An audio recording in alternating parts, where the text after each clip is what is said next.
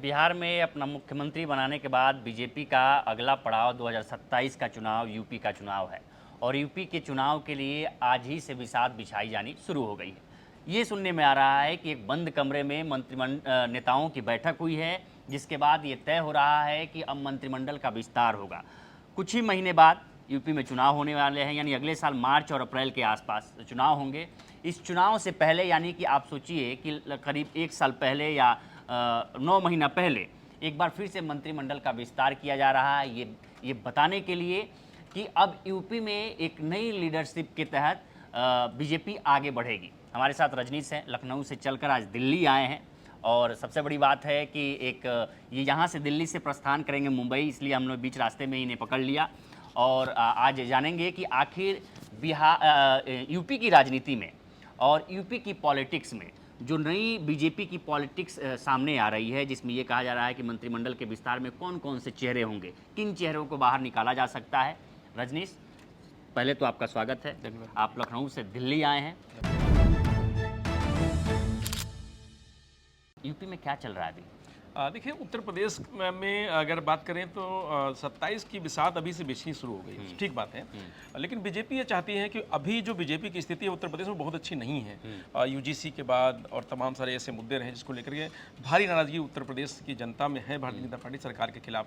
सरकार ये चाहती है कि किसी तरीके से एक नया मैसेज उत्तर प्रदेश जनता को दिया जाए, जिनके प्रति नाराजगी है उनको बाहर किया जाए और जो जनता को लग रहा, मतलब जो बीजेपी को लग रहा है कि जिनको ला करके वो फायदा उठा सकते हैं, चाहे वो समाजवादी पार्टी से भागी आए हों या कुछ नए हों। जैसे वो चाहते हैं कि उत्तर प्रदेश में अब बिहार की तर्ज पर, जैसे वहाँ डिप्टी सीएम दे दिया उन्होंने एक यादव, तो उसी तरीके से उत्तर प्रदेश में वो चाहते हैं कि मंत्रिमंडल में एक यादव को डिप्टी सीएम बना दिया जाए, जिसमें जो कहा जा रहा है कि चौथा डिप्टी सीएम, तीसरा डिप्टी सीएम हो सकता है। अच्छा, ये बहुत बड़ी बात बता रहे हैं आप। तो जो एक बात हो जा रही है कि उत्तर प्रदेश में एक और डिप्टी सीएम होगा, उसमें बीजेपी की ये चाल है कि अखिलेश यादव यानी समाजवादी पार्टी को डैमेज करने के लिए वो चाहते हैं कि एक यादव को पार्टी में एक महत्वपूर्ण जिम्मेदारी सरकार में दी जाए। उसमें डिप्टी सीएम भी हो सकता है। मंत्री गिरीश यादव ही हैं, रामचंद्र यादव अयोध्या के हैं, रुदौली से विधायक हैं, तो उनकी भी चर्चा, क्योंकि मुख्यमंत्री योगी आदित्यनाथ ने विधानसभा में कहा था कि हमारे पास 2 यादव हैं, इनसे बड़ा यादव कोई उत्तर प्रदेश में नेता नहीं है।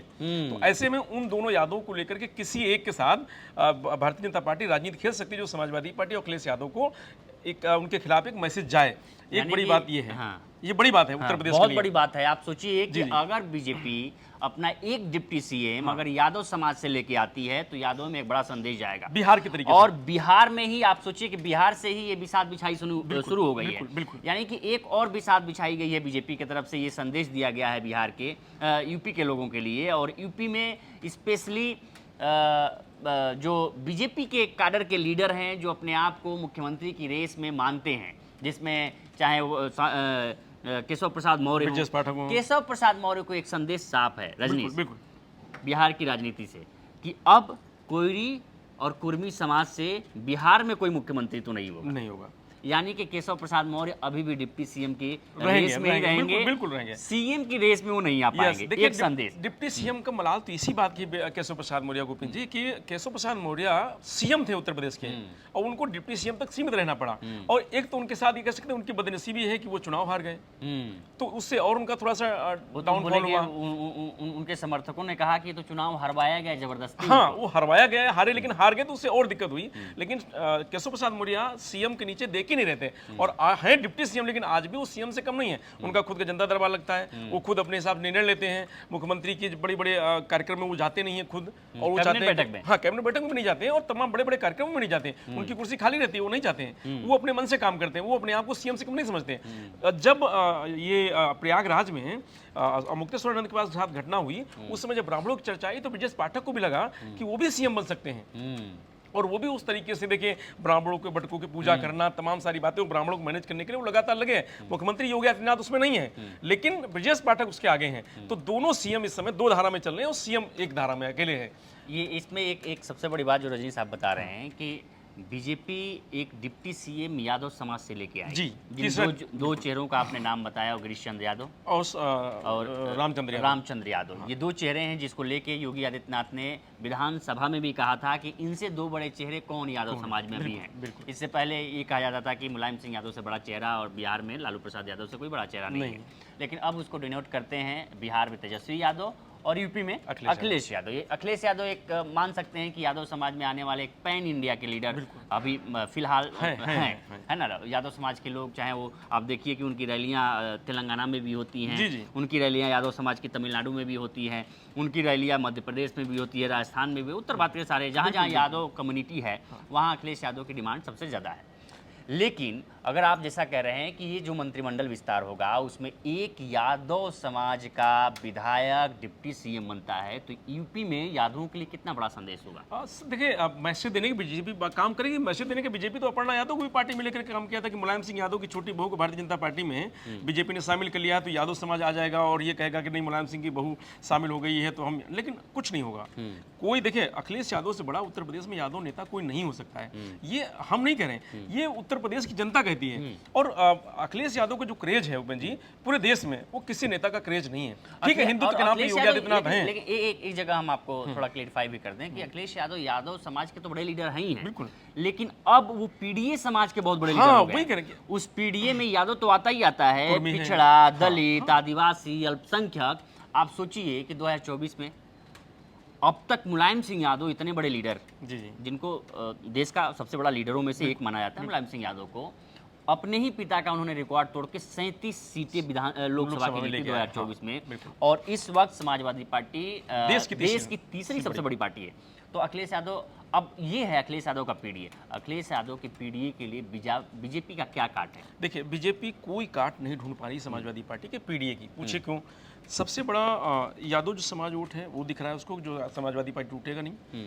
मुसलमान एक भी समाजवादी पार्टी से अलग नहीं जा रहा है। कुर्मी का बहुत बड़ा विश्वास बढ़ा लोकसभा चुनाव से, जब उन्होंने इतनी सारी सीटें दे दी और कुर्मी समाज से 8-10 सीटें लोकसभा की निकल के आई जो समाजवादी पार्टी के साथ हैं। तो अब कुर्मी समाज को भरोसा दिख रहा है समाजवादी पार्टी के साथ। कुर्मी समाज ये देख रहा है कि जब 10 लोकसभा सांसद समाजवादी पार्टी में कुर्मी दे करके और जिता करके ला सकती है, तो 25 और 30 और 40 विधायक भी समाजवादी पार्टी सीटें दे करके ला सकती है। और कुर्मी समाज की ये हमेशा आदत रही है, या कहते हैं उनके नेचर में रहा है कि अगर उनके बिरादरी का कोई चुनाव लड़ता है तो वो जान लगा देते हैं जिताने में। हाँ, दूसरी बिरादरी के लड़े तो भले वोट ना करें, लेकिन उनको देंगे। समाजवादी पार्टी इस बार जो विधानसभा चुनाव में जो पैटर्न उनका बनाया हुआ है, वो इस बार ना यादव को तवज्जो देंगे ना मुसलमान को तवज्जो दे रहे हैं। वो ये कह रहे हैं कि 150 सीटों पे वो ऐसे लोगों को चुनाव लड़ाएंगे जहां मुस्लिम यादव से अदर जिनका वोट सबसे ज्यादा होगा, हम उस प्रत्याशी को मैदान में उतारेंगे जो हमारा मजबूत नेता होगा।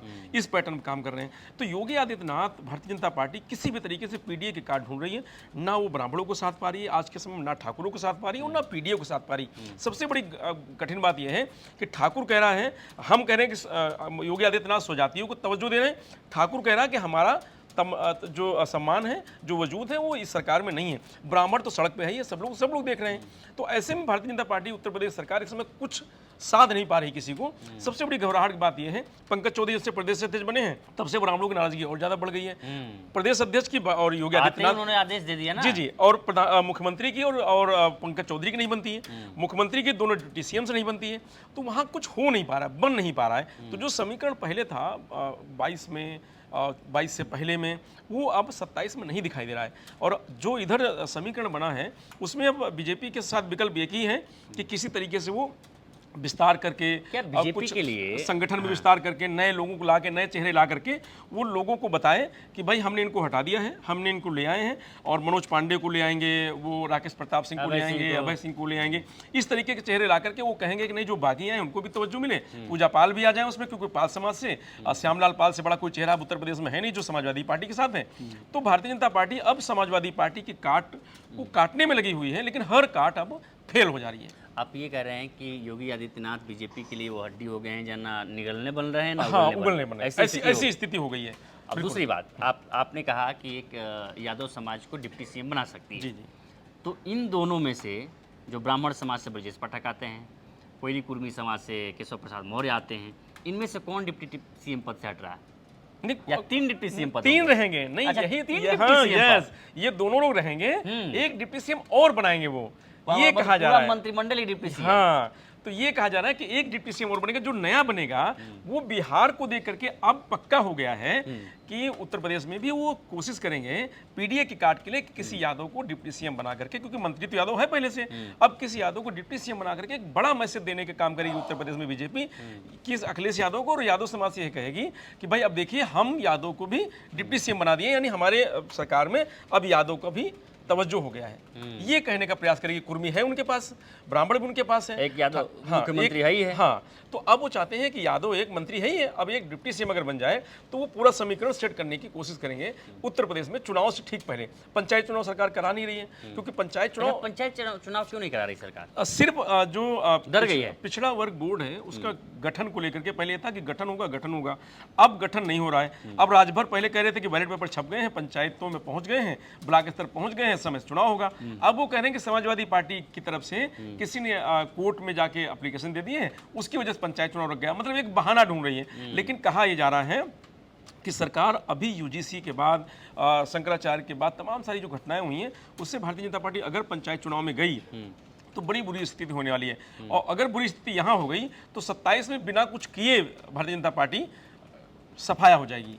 ये डर भारतीय जनता पार्टी को सता रहा है, इसीलिए वो चाहते हैं कि विधानसभा जब हो जाएगा उसके बाद, क्योंकि अब कह दिया है राजभर ने कि चुनाव तो हम ही कराएंगे, पंचायत चुनाव चाहे 27 के बाद कराएं और चाहे अभी कराएं, यानी वो कह रहे हैं कि सत्ता में जब हम आ जाएंगे तब अपने मन से कराएंगे। लेकिन 27 में सत्ता में कौन आएगा ये तो जनता तय करेगी ना, राजभर थोड़ी तय करेंगे। गुफ्तगू तो लखनऊ के गलियारों, राजनीतिक गलियारों में चलती होगी कि कौन कौन मंत्री बाहर होंगे या कौन मंत्री, कौन विधायक जो नए होंगे वो वापसी करेंगे या नए विधायकों को मौका दिया जाएगा कैबिनेट में। जी जी, जैसे नाम, हाँ, जैसे अभी कहा जा रहा है कि हटाने की जो बात आ रही है वो स्वतंत्र देव का नंबर है, क्योंकि स्वतंत्र देव का, क्योंकि जल जो हर घर नल जल योजना है उसमें बहुत विफलता है। तो ये कहा जा रहा है कि उनको, जैसे महेंद्र सिंह को हटाया गया, सिंचाई मंत्री थे, उनके समय बहुत घोटाला हुआ था, तो ये कहा जा रहा है कि इनको किनारे किया जा सकता है, इनकी जगह पे किसी को लाया जा सकता है।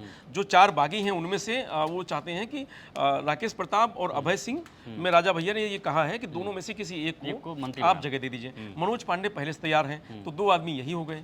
तो इस तरीके से वो चाहते हैं, और 2-3 जो भारतीय जनता पार्टी में हैं अभी पहले से, उनको तवज्जो देना चाहते हैं। जैसे कि यादव दे देंगे तो 3 यही हो जाएंगे अपने आप। तो इस तरीके से 6 आदमी की भर्ती होनी है मंत्रिमंडल में, तो 6 आदमी वो ढूंढ करके 6 मंत्रिमंडल में भर्ती होनी है। कुछ निकालने की भी बात हो रही है कि परफॉर्मेंस के आधार पर। हाँ, वो अभी एक ही नाम की चर्चा सबसे ज्यादा है, स्वतंत्र देव सिंह। हाँ, मतलब सारी गाज स्वतंत्र देव सिंह पे गिरने वाली है। और ये स्वतंत्र सिंह देव एक ऐसे लीडर हैं जो योगी आदित्यनाथ के बहुत खास जो हैं। कभी केंद्र के करीब थे, हाँ, अभी भी अमित योगी शाह आदित्यनाथ के करीब थे, कभी बाद में योगी आदित्यनाथ के करीब हो गए, बहुत करीब हैं, है ना। जी, जी। क्यों? क्योंकि जब उनको हमको याद है कि जब उनको प्रदेश अध्यक्ष बनाया गया केशव प्रसाद मौर्य के बाद, तो ये कहा गया कि अमित शाह के बहुत खासम खास आदमी जी, है। जी। और उसके बाद से ये कब योगी आदित्यनाथ के खासम खास हो गए, ये बहुत ही ड्रास्टिक चेंज हुआ इनके अंदर। जी। लेकिन उसी के साथ जितनी तेजी से ही इन्होंने योगी आदित्यनाथ के करीब आए, उतना ही अब शायद इनकी दूरियां बन गई हैं। अगर मंत्रिमंडल से हटने में भी एक महत्वपूर्ण भूमिका होगी योगी आदित्यनाथ की, कि कितनी पसंद करते हैं और कितनी नापसंद करते हैं। बिल्कुल, क्योंकि बिल्कुल। इनका जो इनका मंत्रिमंडल है, जो मंत्रालय है, उसमें काफ़ी कमियां पाई गई, बहुत सारी है ना? पूरे प्रदेश में। करप्शन, भ्रष्टाचार है। तो ये हो सकता है ये कि सबसे बड़ा योगी सरकार के 8 साल में, मतलब सबसे बड़ा ये भ्रष्टाचार है हर घर जल योजना। और पूरे प्रदेश में हर गांव से ये शिकायत है कि कहीं टंकी लगी है तो जल नहीं लगा है, कहीं नल लगा हुआ तो जल पहुंचा नहीं है, टंकी बनी है तो ध्वस्त हो गई है, कहीं खुद गया है तो पाइप नहीं है, कहीं बुंदेलखंड पाइप लगी है तो उसको भरा नहीं है। जिस बुंदेलखंड के नाम पर भारतीय जनता पार्टी ये कहती थी कि बुंदेलखंड में वो बहुत कुछ कर देगी, उसी बुंदेलखंड से राजपूत, आप देख रहे हैं विधायक एक है, वो बागी हो गया है। ऐसी स्थिति है कि स्वतंत्र देव को खाली मारा नहीं है, ब्रजभूषण राजपूत, हाँ, मारा नहीं, खाली इतने कह सकते हैं, इससे ज्यादा बेइज्जत कौन होगा। हाँ, भाई वो एक तो हमारी भाषा में, अगर नॉर्मल भाषा में कहें, और ये तो अपहरण करके लेके चले गए। यस, इससे ज्यादा बेइज्जत नहीं हो सकता। और मुख्यमंत्री योगी आदित्यनाथ हो, चाहे भारतीय जनता पार्टी की कोई सरकार का आदमी हो, चाहे प्रदेश अध्यक्ष हो, किसी ने एक बात ब्रजभूषण शरण सिंह के खिलाफ नहीं कही है और ना कोई बोला। इससे आप साफ अंदाजा लगा सकते हैं कि ब्रजभूषण राजपूत के खिलाफ नहीं बोला, न सरकार के किसी व्यक्ति ने बोला और न पार्टी के व्यक्ति ने बोला। स्वतंत्र देव को ही मैनेज करने में लोग लगे कि ठीक, तुम शांत बैठ जाओ, तुम्हारी गलती है। ब्रजभूषण सिंह की गोंडा आप चल जी, जी, लेते हैं जी, थोड़ा, जी। उनकी क्या नाराजगी है योगी आदित्यनाथ से? वो ये कह रहे हैं कि उन्होंने जन्मदिन पे अपने बुलाया था इनको और ये गए नहीं, जबकि योगी दोनों आदित्यनाथ। लोगों की कांटे की मतलब गुरु भाई हैं दोनों, एक ही गुरु के चेला हैं दोनों, अच्छा। दोनों की बहुत अच्छी बनती थी। लेकिन एक इनका ब्रजभूषण शरण सिंह का कार्यक्रम था, जन्मदिन था इनका, और उन्होंने मुख्यमंत्री को बुलाया था। मुख्यमंत्री लखनऊ में थे, लेकिन मुख्यमंत्री इनके जन्मदिन में नहीं गए, वो नाराजगी थी। तभी ब्रजभूषण कहते थे कि जब मुख्यमंत्री हमको बुलाएंगे तब हम तभी जाएंगे, बिना बुलाए हम नहीं जाएंगे। लेकिन जब गए वहां पे तो जो बात इनको रखनी थी, जो पैचअप होना था, वो नहीं हो पाया इनका। तो इसलिए अभी भी लगातार वो अखिलेश यादव की तारीफ, समाजवादी पार्टी की तारीफ, मुलायम सिंह यादव की तारीफ, वो तो छोड़िए, बेटा छोड़ के उनकी बेटी भी और वो भी लगातार लगे रहते हैं कि वो अलग एक अलग लाइन जा रही है ब्रजभूषण की। जितने ठाकुर उनको बैठा जा रहा है, उनके साथ बैठाया जा रहा है, बड़े बड़े कार्यक्रम करके उनको जोड़ा जा रहा है। एक अलग लॉबी उत्तर प्रदेश में जो ये कह सकते हैं कि क्षत्रिय कुटुंब जो बनाया गया था, उसमें ब्रजभूषण उस समय नहीं थे, लेकिन अब ये कह सकते हैं उसका मेन सूत्रधार ब्रजभूषण शरण सिंह बन सकते हैं। और 27 में ये भी कहा जा रहा है कि समाजवादी पार्टी में वो आ सकते हैं। लेकिन जो हमारी एक दिन आपसे चर्चा हो रही थी कि अगर वो आते हैं तो पीडीए का क्या होगा, हाँ। ये असमंजस की बात है समाजवादी पार्टी के लिए कि अगर UC को लेकर खुल के सामने आए थे ना जी ये। जी ब्रजभूषण शरण सिंह अगर समाजवादी पार्टी में आते हैं तो पीडीए का क्या होगा, ये बड़ा सवाल है। लेकिन सियासत में कभी भी कुछ हो सकता है, तो आ सकते हैं, चीजें हो जाएंगी, मैनेज हो जाएंगी, सारी चीजें हो जाएंगी, उसके भी तमाम सारे काट निकल आते हैं। क्या ब्रजभूषण अपने बेटे के लिए भी सीट मांग रहे थे मंत्रिमंडल में? मंत्रिमंडल में तो वो लगे हुए हैं, वो चाह रहे हैं कि अभी जो मंत्रिमंडल विस्तार हो उसमें बेटा हो, इसीलिए वो लगातार प्रेशर बनाए हुए हैं। लेकिन योगी आदित्यनाथ भी कम नहीं है, वो इतनी जल्दी नरम नहीं होते हैं, जिससे एक बार चिढ़ जाते हैं। तो वो जो तनी तना है वो आसानी से अच्छा, निपटने वाला लास्ट नहीं है। सवाल हमारा ये जी, है जी। कि 2027 के चुनाव में क्या गठबंधन भी इधर उधर होगा? हाँ। कुछ गठबंधन के साथी एनडीए के साथी कुछ विपक्ष में जाएंगे, विपक्ष के साथी कुछ एनडीए में आएंगे, ऐसा जी कुछ बिल्कुल अनुमान लगाया बिल्कुल। जा रहा देखिए है? जैसे अभी क्या स्थिति है, संजय निषाद चाह रहे हैं कि प्रेशर पॉलिटिक्स राजभर और संजय निषाद दोनों की इस समय उत्तर प्रदेश में शुरू हो गई है। वो चाह रहे हैं कि हम इतनी सीटों पर तैयारी कर रहे हैं और राजभर कह रहे हैं हम इतनी सीटों पर तैयारी कर रहे हैं, वो सब चीज़ें चल रही हैं। लेकिन जो समाजवादी पार्टी के लिए बात करें तो दोनों दल जो ये राजभर और संजय निषाद के ये नरम है, उनको ये दिख रहा है। देखिए दोनों सत्ता में चाहते हैं, हमेशा सत्ता किसी को हो। हाँ। उनको अब ये लग रहा है कि 22 में नहीं आ पाए, लेकिन 27 में समाजवादी पार्टी आ सकती है। इसलिए संजय निषाद तो पूरा खुल के आ गए हैं कि नहीं, वो समाजवादी पार्टी के साथ जब मौका मिलेगा तो वो चले जाएंगे। राजभर को तो मालूम ही है कि कल ही भी चला जाएंगे, परसों भी चले जाएंगे, जब मन चाहे चले जाएंगे। और समाजवादी पार्टी भी ये चाहती है कि अगर संजय निषाद और राजभर अगर समाजवादी पार्टी के साथ आ जाएंगे तो लड़ाई पूर्वांचल की और आसान हो जाएगी। बिल्कुल बिल्कुल। जहां पर 2-4-6 सीटें छूटी थी, उनको भी समाजवादी पार्टी इस बार कवर कर लेगी पूरी तरीके से। राजभर को अभी से डर सता रहा है कि अगर वो अपने आप को चेंज नहीं करते हैं या नहीं बदलते हैं तो पूर्वांचल में ठीक है समाजवादी पार्टी का नुकसान होगा, लेकिन वो भी एक सीट नहीं ला पाएंगे वहां से, ये राजभर को मालूम है। राजभर के पास तो मुट्ठी भर वोट है ना, लेकिन बाकी वोट तो समाजवादी पार्टी को उनको मिला है। तो अगर समाजवादी पार्टी नुकसान होगा तो सबसे ज्यादा राजभर को भी नुकसान होगा उसमें, ये भी चीज है। अपने बेटे को नहीं जिता पाए यस, वो घोषित तो इसीलिए उन्होंने जहूराबाद छोड़ के अतरौलिया चले गए हैं। वो जहूराबाद से वो चाहते हैं कि उनका बेटा वहां से चुनाव लड़े, इस तरीके की चीजें हैं।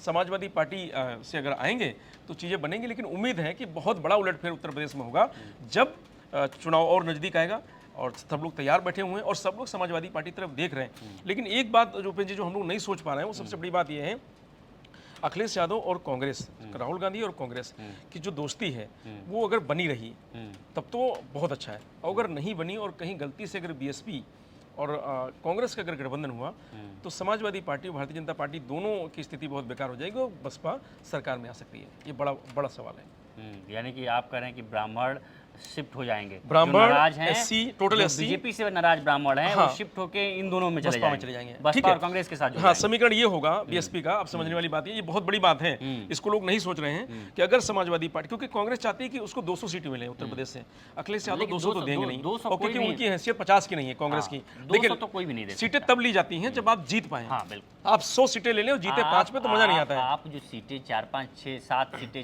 6 सीटें जो लोकसभा की जीते हैं, वो समाजवादी पार्टी के दम पे जीते हैं। यस, नहीं तो नहीं हो पाता। नहीं हो पाता, विधानसभा में बिल्कुल 100 नहीं आपने लिया था ना, उसमें 4 आप जीत पाए थे, कुछ नहीं हो पाया। पिछले 2019 में जब नहीं समाजवादी पार्टी आपके साथ थी तो नहीं जीत पाए थे, आप हार गए थे, आपको भागना पड़ा था। हाँ, तो अब ये क्या कांग्रेस चाह रही है कि 200 सीटें उसको मिले, अगर 100 भी लेती है तो वो भी बेकार जाएंगी, ऐसी स्थिति है। लेकिन बिहार में देख लिए ना, हाँ, तो बिहार में कांग्रेस लेकिन बार्गेनिंग करेगी, नहीं बन पाएगा तो कांग्रेस बीएसपी का हुल देगी समाजवादी पार्टी को। अखिलेश यादव अगर नहीं संभाल पाते हैं तो मायावती इसीलिए बैठी हुई हैं, और मायावती के पास, देखिए मायावती से ज्यादा वोट किसी के पास नहीं उत्तर प्रदेश में, ये सबको मालूम है, SC से ज्यादा वोट तो है नहीं कोई। तो मायावती का समीकरण सेट होता तो SC, ब्राह्मण और उसके बाद मुस्लिम, ये 35 से 40% वोट होता है। अगर ये गया तो इधर सारी चीज़ें फिर कोई कुछ संभाल नहीं पाएगा। मुख्यमंत्री 27 में मायावती बन सकती है विपिन जी, ये मान लीजिए। तो अखिलेश यादव को चाहिए कि जो उनके यार दोस्त हैं, मित्र हैं, उनको संभाल के रखें और बैठ करके बातचीत करें, ज़्यादा बेहतर है। और लेकिन कांग्रेस चाहती भी है। हाँ, और दूसरी बात विपिन जी, यहीं आपको फिर रोक रहे हैं, समाजवादी पार्टी लेकिन जिनको बना करके खड़ा करती है वो उसको धोखा दे के चले जाते हैं। अखिलेश यादव को ये भी सीखना पड़ेगा, चाहे जयंत हूँ, चाहे मनोज पांडे हूँ, चाहे पूजा पाल हूँ, ये सब तमाम सारे जो लोग हैं। जयंत पे ही हम आने वाले थे। अगला सवाल, हम चौन्नी थोड़ी है जो पलट जाएंगे। हाँ बिल्कुल, क्या स्थिति है जयंत चौधरी के बिहार में? बहुत असमंजस में, 27 में बहुत चुनाव असमंजस हुए में तो क्या स्थिति होगी उनकी? बहुत असमंजस में है। जयंत समझ नहीं पा रहे क्या हुआ। जयंत को ये भी एहसास हो गया कि उनको गलती हो गई है, और मुझे लगता है कि हो सकता है जयंत फिर एक बार अखिलेश यादव से बात करें, वे कहें कि जो हो गया सो हो गया, और फिर से चीजें हम लोग बैठ लेते हैं। क्योंकि जयंत के साथ अखिलेश यादव, देखिए अखिलेश यादव में ये तो अच्छी बात है कि जिसके साथ उन्होंने कुछ कर दिया उसके लिए वो एहसान नहीं जताते और खिलाफ नहीं बोलते कभी, ये अच्छी बात है। और बाकी जो नेता हैं वो बोलते हैं लेकिन वो नहीं बोलते हैं। तो अखिलेश यादव ईमानदारी जिसको दे देते हैं वो दे देते हैं। खैर यही उनकी गलती भी कभी कभी हो जाती है। आज देखिए मनोज पांडे को क्या नहीं दिया, मनोज पांडे देखिए आज बागी हो गया। अभय सिंह, राकेश प्रताप कसमें खाते थे कि मैं मर जाऊंगा समाजवादी पार्टी नहीं छोड़ेंगे, लेकिन छोड़ के चले गए।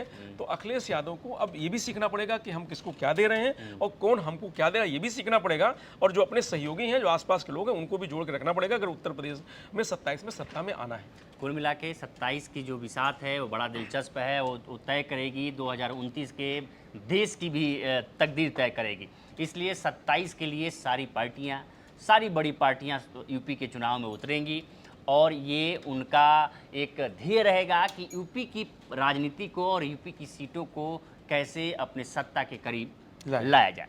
देखते रहिए लोकमत हिंदी। नमस्कार।